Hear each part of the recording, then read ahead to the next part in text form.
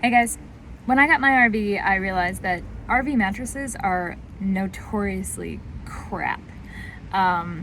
It was good for about a month, and then it felt like I was sleeping on the ground. And if I wanted to be sleeping on the ground, I would have bought a tent.